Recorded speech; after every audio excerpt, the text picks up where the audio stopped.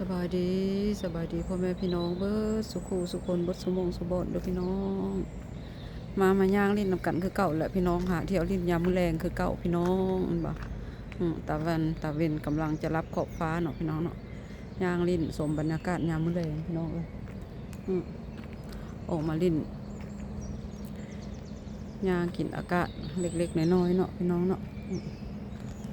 ย่างไปนำกันพี่น้องไว้แม่ตาสิพาย่างลิ้นยามมื้อแรงคือเก่าพี่น้องเอ้ยเดินเดี่ยวคือเก่านั่นแหละพี่น้องบ่เห็นบ่พี่น้องตาสิพาย่างเด้อพี่น้องเด้อตะวันแสงตะวันกำลังจะรับขอบฟ้าเนาะพี่น้องเนาะเห็นบ่พี่น้องมาบ่ธรรมชาติคือเก่าพี่น้องเอ้ยย่างสมธรรมชาติห้วยหนองคลองบึงคือเก่านั่นแหละพี่น้องเอ้ยเห็นบ่เห็นบ่พี่น้อง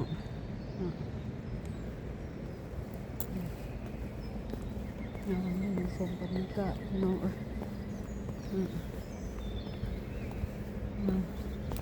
แสงตะวันกำลังจะรับขอบฟ้าย่างยินเป็นน้ำกันเนาะพี่น้องเนาะกองตา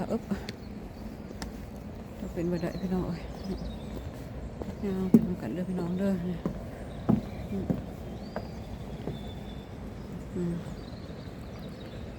พี่น้องเอ้ย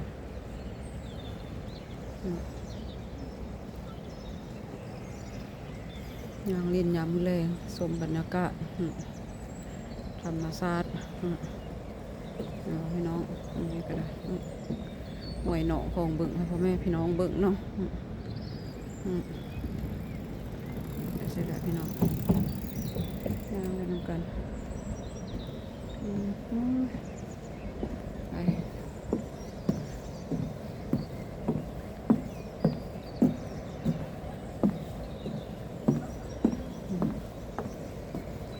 พี่น้อง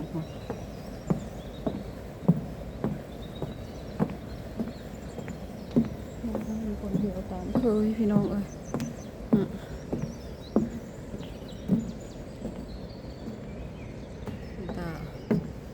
สบายดีพ่อแม่พี่น้องเบิดสุขูสุคนเบิดสุมงสุบอนเด้อพี่น้องมาย่างลิ้นนำกันคือเก่าแหละพี่น้องย่างลิ้นยามมื้อแรงพี่น้องเอ้ยคอยคำลงแรงละแม่ตาไก่ขึ้นจากย่างก็ออกมาย่างเนาะพี่น้องเนาะนี่แหละสมธรรมชาติเป็นนำกันพี่น้องบรรยากาศยามมื้อแรงเด้อพี่น้องเด้อนี่เห็นบ่พี่น้องเอ้ย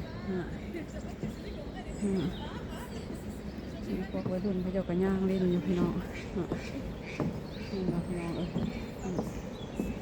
ยามมื้อแรงเนาะพี่น้องเนาะหลังไม่ตาก็ได้เห็นบ่พี่น้องเด็กกันกันเนาะพี่น้องเนาะ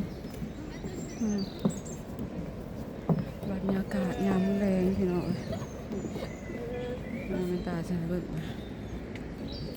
แสงตะวันกำลังจะรับขอบฟ้า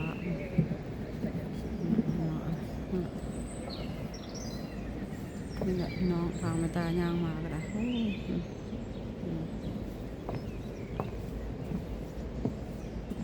เขาเจ้าปิดเนาะบ่ให้ลงตะกี้เขาเจ้าให้ลงย่างแถวนี้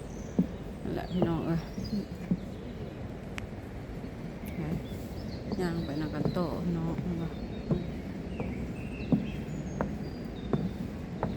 ย่างนี่เขาเจ้าบ่ให้ลงตะกี้เขาเจ้าให้ลงย่างได้พี่น้องแถวนี้เดี๋ยวนี้เขาเจ้าบ่ให้ลงเลยเนาะนั่นแหละย่างคนเดียวเดินเดียวพี่น้องเอ้ยเนาะ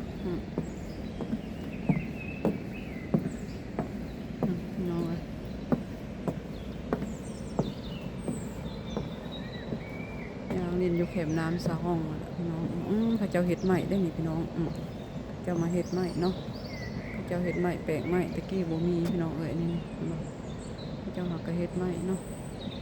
พี่น้องวิวธรรมชาติบรรยากาศยามแลงเนาะพี่น้อง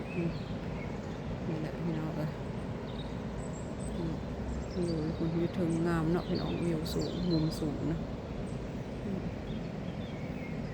พี่น้องถ้าเป็นอย่างกองไม่ตามันจะคือสีจากนิ้วเหนียงพี่น้องเป็นนำอันนี้บอกนี่แหละพี่น้อง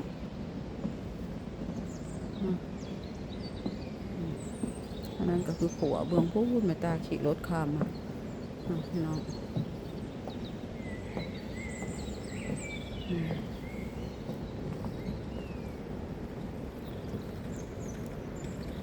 ธรรมชาติพี่น้องธรรมชาติยามมื้อแลงก็มีคนขี่รถขี่ย่างก็มีพี่น้องตาจะหมุนเวียนพี่น้องย่างวิ่งชมธรรมชาติไปนำกันเด้อพี่น้องเด้อพี่น้องงามเนาะพี่น้องเนาะธรรมชาติบรรยากาศยามมื้อแลงมีสายน้ำพี่น้องพ้นน้ำอยู่แถวนะเห็นปะน้ำไหลน้ำตกน้ำ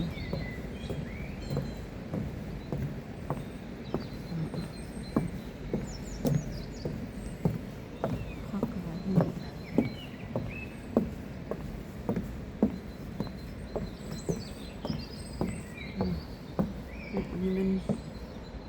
อยู่สูงเนาะไม่ตากะสิ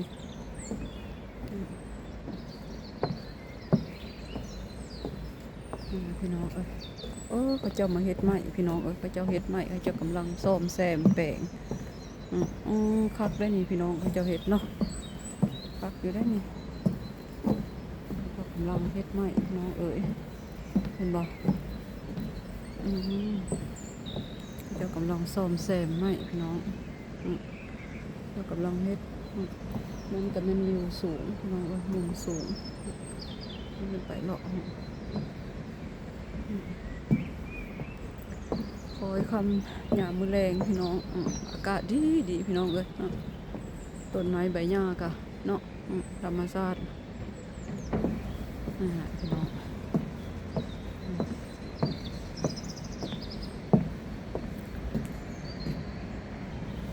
ยางสมกันโตเนาะ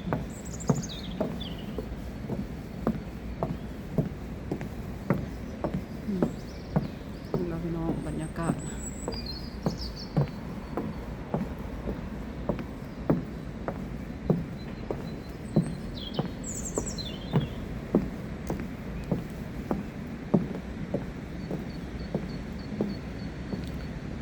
สิย่างไปได้หรือว่าตอนนั้นย่างไปบ่ได้พี่น้องตะกี้ย่างได้บัดนี้เขาเจ้าปิดทางย่างบ่ได้เราไม่กล้าก็สิได้กลับคืนเนาะพี่น้องเนาะได้กลับคืนแล้วเนาะไปบ่ได้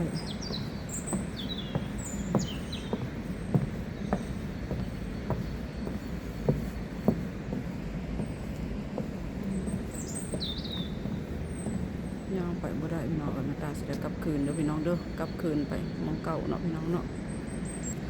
พี่น้องไม่กล้าสิลงไปตะล่างลงไปทางลุ่มบึงย่างไปได้ปะธรรมดาตะกี้ไม่ตามาก็บ่ได้มาโดดเลยเนาะพี่น้องเนาะลงย่างไปลุ่มได้วันนี้เขาเจ้าบ่ให้ย่างเขาเจ้าห้างเขาเจ้าเฮ็ดทาวเวอร์เขาเจ้าเนาะแปลงเขาเจ้าแปลงอันนี้เขาเจ้าเห็นปะเจ้าแปลงนี่พี่น้อง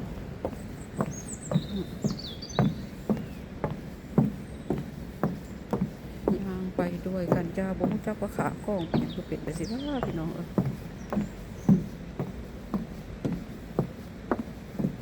เสียงตาย่างงามเนาะพี่น้องเนาะอันนี้เขาเจ้านะเจ้าเฮ็ด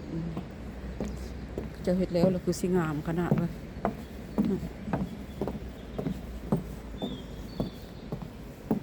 ย่างรีบไปด้วยกัน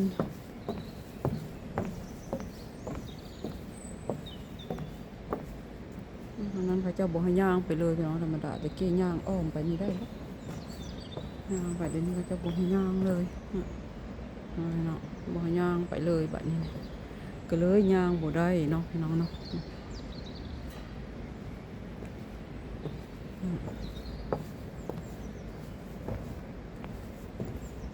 ย่างกลับคืนพี่น้อง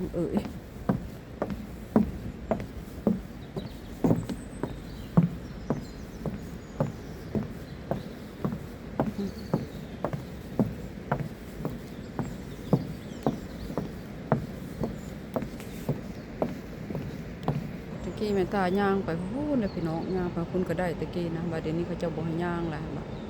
ตาก็บ่ได้ย่างเนาะพี่น้องเนาะถ่ายแต่อยู่นี่พ่อแม่พี่น้องเบิ่งนี่แหละพี่น้องบรรยากาศยามมื้อแลงเด้อพี่น้องเด้อตะเวนกำลังสิตกดินพี่น้อง